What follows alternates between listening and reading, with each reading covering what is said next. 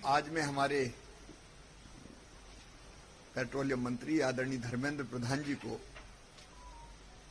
हृदय से धन्यवाद देता हूं। उनके सहयोग से इस वीना रिफाइनरी में जो हमारे पास ऑक्सीजन उपलब्ध है उस पर आधारित कोविड के अस्पताल का निर्माण तो हो ही रहा है, काम तेजी से चल रहा है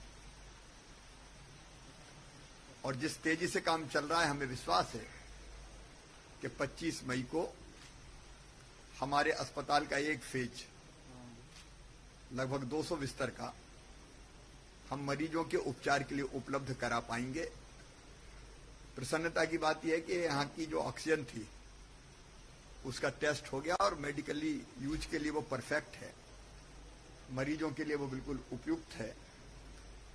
तो ये अस्पताल का हमारा फर्स्ट फेज 25 मई तक उपचार करना प्रारंभ कर देगा और आगे भविष्य की आवश्यकताओं को देखते हुए लगातार हम उसका विस्तार जैसी आवश्यकता होगी वैसा जारी रखेंगे। तैयारियां परफेक्ट है, परिपूर्ण है। लेकिन आज मंत्री जी का मैं इसलिए और आभार व्यक्त करना चाहता हूं कि यहां ऑक्सीजन की और उपलब्धता है। 90 मीट्रिक टन के लगभग 91 मीट्रिक टन के 2 ऑक्सीजन प्लांट यहां है और अगर यहां बॉटलिंग प्लांट की स्थापना हो जाएगी तो यहां से ऑक्सीजन को सिलेंडर में भर के हम दूसरे स्थानों पर भी भेज पाएंगे। जब उनकी जानकारी में तथ्य आया तो तत्काल उन्होंने ये कहा कि 25 मीट्रिक टन ऑक्सीजन सिलेंडरों में भर के इस पूरे संभाग में और आसपास जहां आवश्यकता है वहां पहुंचाई जा सके, इसके प्रोजेक्ट को उन्होंने स्वीकृति दी है।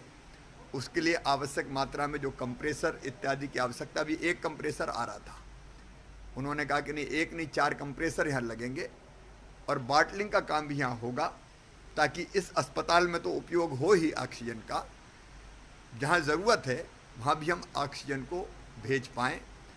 वीना रिफाइनरी ने और उनके मंत्रालय ने बहुत स्नेहपूर्वक हमको सहयोग किया है। अभी भोपाल में हमारी बैठक है, वहाँ गैल भी ऑक्सीजन प्लांट लगाए, इस पर भी चर्चा होने वाली है। प्रदेश में और ऑक्सीजन की आपूर्ति से लेकर इलाज की सुविधाओं के विस्तार तक हर एक मामले में उनका सहयोग मिल रहा है और उनका यहाँ आना बहुत उपयोगी मध्य प्रदेश के लिए साबित हुआ है।